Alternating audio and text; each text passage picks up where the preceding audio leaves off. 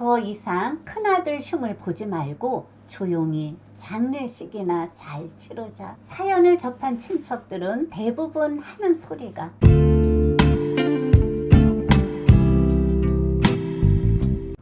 안녕하세요. 여러분 만나서 반갑습니다. 자식 차별해 놓고 바라기만 하는 부모? 옛날에는 부모가 자식을 차별을 해도 문제없이 잘 자라면서 부모님께 효도를 하는 것은 당연한 것으로 생각을 했어요. 그리고 자식을 키우면서 똑같은 자식이라도 마음이 가는 자식이 있는가 하면 내색은 안 하지만 마음이 덜 가는 자식도 분명히 있었어요. 시대가 시대인 만큼 부모가 차별을 했다면 부모 형제 간의 인연을 끊고 살아가는 세상이에요. 그래서 부모는 차별도 함부로 못하는 세상이에요. 대부분의 부모님들은 늦게 얻은 자식이라 막내를 더 귀여워했던 것은 사실입니다. 막내가 성장해서 결혼을 하면 다른 자식들보다 더 애틋하고 무엇이라도 좀 더 보태주고 싶은 마음과 안쓰러운 것은 사실이에요. 대부분의 사람들은 결혼을 하고 나면 집집마다 첫째와 막내하고의 갈등은 있었던 것은 사실입니다.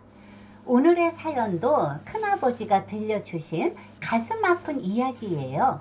형제들은 부모님께 물려받은 재산이 많아서 동생네 가정도 부유하게 살았으며 남동생의 아내는 암으로 일찍 돌아가시고 아버지와 오빠와 여동생 3명이 있었어요.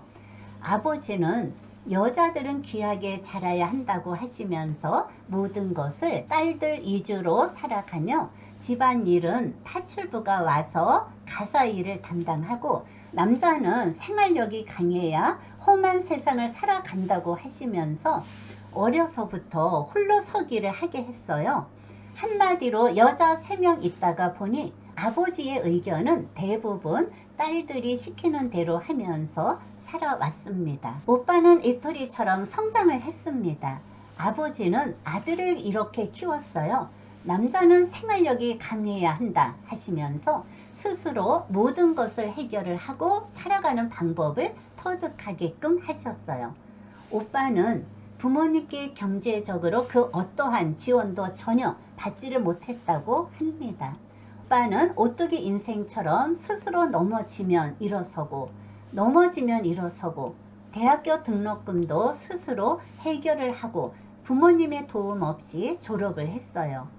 결혼할 때도 결혼 날짜를 통보를 하니 아버지가 전세방이라도 얻어준다고 하자 아들이 부모님 도움 전혀 필요 없다고 단번에 거절을 했어요. 여동생들은 이렇게 성장을 했습니다. 대학교 등록금과 생활비 등은 아버지가 다 지원을 해주시고 호화롭게 아버지의 사랑을 받으면서 성장을 했어요.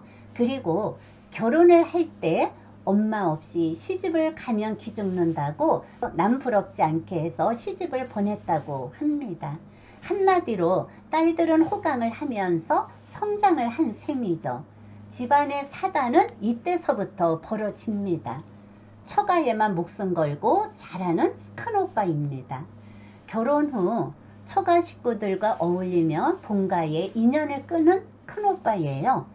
오빠는 집에 안부 전화도 없고 아버지 생신날 명절 때 한 번 오지도 않고 결혼을 하자마자 아예 발길을 끊었어요. 남편이 그렇게 행동을 하니 새 언니도 마찬가지예요. 처갓집과 하나가 되어서 그 집안의 자식처럼 장모님을 모시고 여행을 다니는 모습, 놀러 다니는 모습, 정말 그럴 수가 있나? 그런 생각이 들었다고 합니다. 아버지는 아들을 기다리며 손자는 언제 오나 기다리는 것이 하루의 일과가 되었다고 합니다. 명절날, 아내 제사 때, 생일날 말은 안 해도 기다리는 모습이 안타깝다고 합니다. 그렇게 아들과 소식이 단절된 지 20년 동안 기다렸습니다. 아버지는 20년 동안 아들을 애타게 기다리다 결국 돌아가셨어요. 오빠한테 소식을 전했어요. 장례식 날 바쁘다는 핑계로 참석을 못한다는 문자만 왔어요. 혹시나 하고 기다렸는데 끝내 참석을 안 했습니다. 장례식 날 친척들은 이런 사연을 알게 되었습니다. 고모랑 삼촌과 친척들이 이 사실을 알고 사촌들이랑 오빠 뒷담을 하고 엄청 난리가 났어요. 한동안 오빠 흉을 보고 수근수근 하는데 그만들 하라고 하시면서 잠시 침묵이 흐르고 나서 큰아버지 하시는 말씀이 이럴 줄 알았어. 이럴 줄 알았어. 사람은 뿌린 대로 거둔다고 동생이 지금까지 뿌린 결과가 이렇게 말을 해주고 있네. 이것이 현실이야. 자식들은 왜 차별을 해? 그렇게 딸들만 귀엽다고 자랑만 하고 아들은 생활력이 강해야 살아간다고 하더니만 결국은 이산 가족을 만들어 놓고 자네가 만들어 놓은 거야. 그래서 돌아가실 때 아들한테 미안하다, 미안하다, 이 애비를 용서해 달라고 하셨구만. 더 이상 큰아들 흉을 보지 말고 조용히 장례식이나 잘 치르자. 사연을 접한 친척들은 대부분 하는 소리가 입장 바꿔 생각하면 큰오빠 행동이 이해된다고 하면서 아버지 장례식 날은 참석을 해야 하는 거 아닌가? 오긴 뭘 와. 동생이 그렇게 만든 것을 부모님이 똑같은 자식들을 경제적 지원으로 차별한 것이 일의 원흉이라는 이유에서 벌어진 사단이라고 하면서 자식들을 그렇게 차별화를 둔다면 그 자식이 성장을 해서 어떤 대가를 받을 것인지 생각을 해야 한다고 합니다. 부모님들은 부모가 한 행동은 잊어버린 채 늙으면 공연이 오지 않는 전화를 기다리는 등 쓸데없는 오해나 하고 대접이나 받고 싶은 것은 아닌가. 서로 입장 바꿔 생각하면 큰 오빠의 입장도 이해가 되며 부모로서 자식 차별해 놓고 바라기만 하는 것도 문제입니다. 큰 아들이 홀로 서기를 하면서 부모님한테 복수의 칼을 갈면서 성장을 했을 거예요. 자식을 키울 때 차별 없이 서로 끌어안고 키우는 것이 노후에 자식들의 따뜻한 위로의 말 한마디라도 부모에게 안겨주지 않을까. 사람들은 이렇게 말을 합니다. 차별 없는 세상을 만들자.